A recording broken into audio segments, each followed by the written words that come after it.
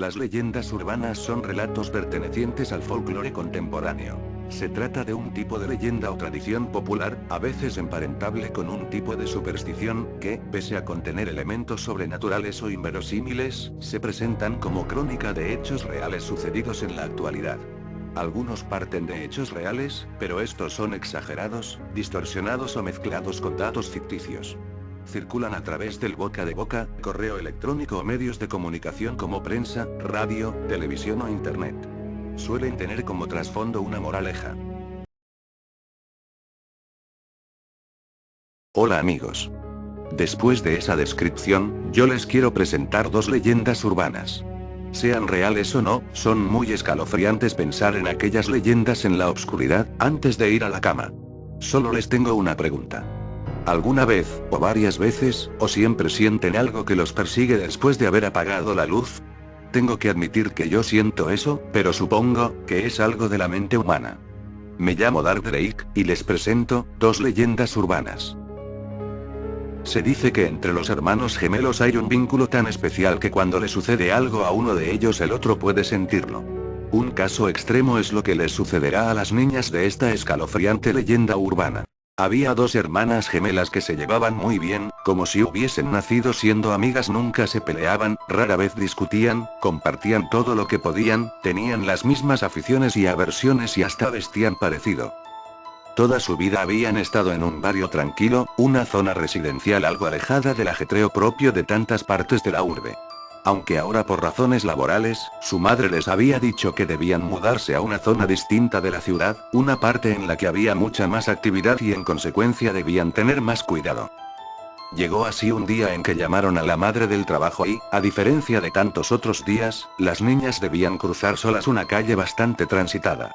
Como habían atravesado esa calle cientos de veces junto a ella, la madre pensó que podía despreocuparse de sus hijas y les dijo que tenía que irse rápido y que ellas podían cruzar solas sin problema siempre y cuando miren a uno y otro lado y estén bien atentas a los automóviles.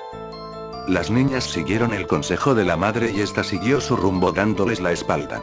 Pero, ni bien hubo caminado un par de metros, oyó un ruido espantoso, algo parecido al ruido que hace un coco al quebrarse. Eran sus hijas, tendidas sobre el pavimento con las cabezas aplastadas y los cerebros desparramados junto a esquirlas de hueso. A lo lejos un camión huía a toda velocidad, el conductor probablemente distraído con el teléfono o quizás tras haberse tomado un par de copas a la hora de la comida, las arrolló sin tan siquiera reducir su velocidad. El imprudente conductor al sentir los cuerpecitos aplastarse bajo las ruedas del camión aceleró y no solamente no las auxilió, sino que además puso en peligro a otros conductores que pudieron sufrir un accidente al cruzarse con él en su desesperada huida. Por desgracia todo el mundo quedó tan conmocionado que nadie tuvo tiempo de apuntar su matrícula por lo que escapó impune. La madre lloraba desconsoladamente en medio del tráfico detenido, gritaba y agitaba sus cuerpecitos como esperando que se levantaran de nuevo y le ofrecieran una de sus sonrisas. ¿Cómo podría superar la pérdida de sus angelitos de tan solo 8 años? Dicen que el tiempo es el mejor remedio y así fue. Era joven, tenía apenas unos 28 años y un par de años después, se quedó de nuevo embarazada.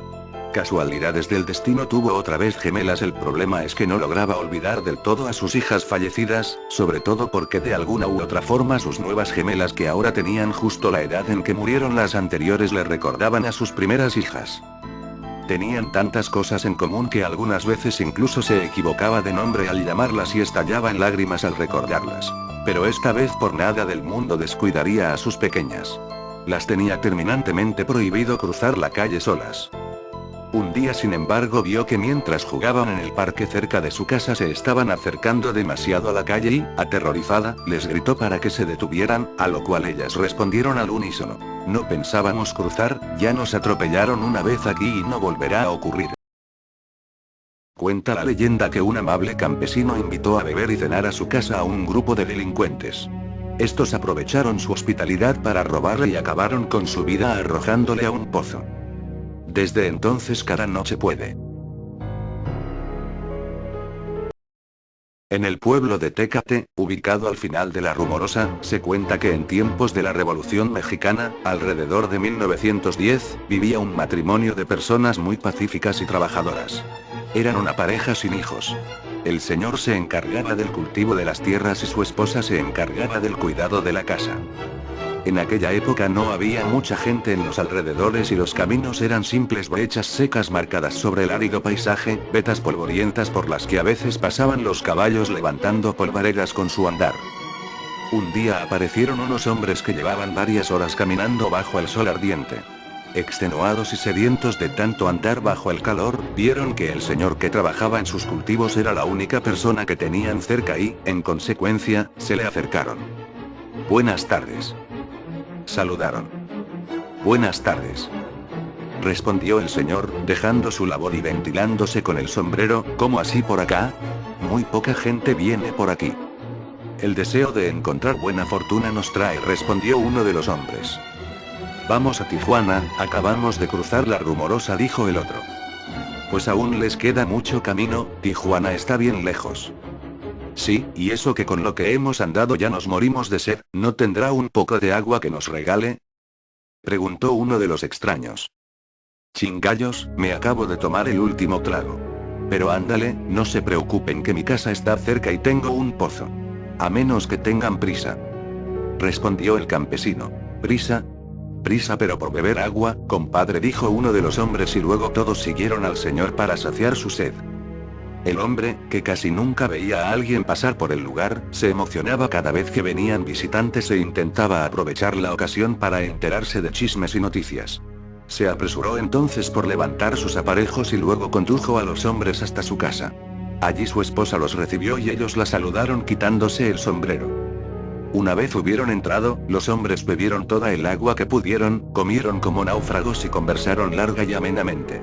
Entretanto, la tarde ya estaba por irse y el atardecer, en su avance, iba incendiando el cielo para después dar paso a los coyotes con sus aullidos de veneración ante el ascenso de la luna.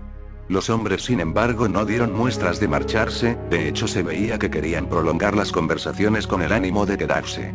Viendo eso, el hombre y su esposa les hicieron un catre con ramas de paja para que puedan dormir.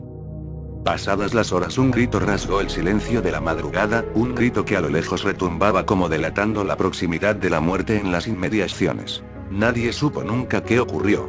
Se cuenta no obstante que los extraños pertenecían a una banda de sangrientos delincuentes, de hombres deshumanizados que disfrutaban con el sufrimiento de todas aquellas víctimas que les oponían un mínimo de resistencia. Cuentan pues que intentaron robarle y que el hombre intentó presentar resistencia, quizá más de la cuenta porque la crueldad con que lo liquidaron aún se recuerda entre los habitantes de la zona. Lo amarraron con cadenas, le quitaron los ojos, lo echaron al pozo y luego arrojaron piedras al pozo para cubrir su cuerpo ahogado. De su esposa y de los asaltantes nunca se supo nada. Tal es al menos la versión que se tiene sobre su muerte, versión de la que muchos no dudan, sobre todo quienes cuentan que hay noches en que cerca del pozo se oyen ruidos de cadenas, gemidos de llanto e incluso escalofriantes alaridos de desesperación. Dicen que pena en busca de su esposa desaparecida y de los malditos que la asesinaron, dicen que por las mañanas se pueden ver con claridad las huellas de sus pies encadenados, que a veces se escucha como si lanzaran piedras al agua del pozo a pesar de que no hay nadie cerca que las lance. Incluso, hay quienes aseguran que, cuando han pasado cerca del pozo en la madrugada, han escuchado burbujas, tal y como si alguien o algo en el interior del agua las estuviera produciendo.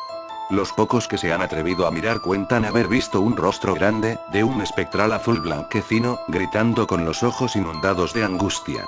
Y ascendiendo como para querer contactar con el asustado visitante.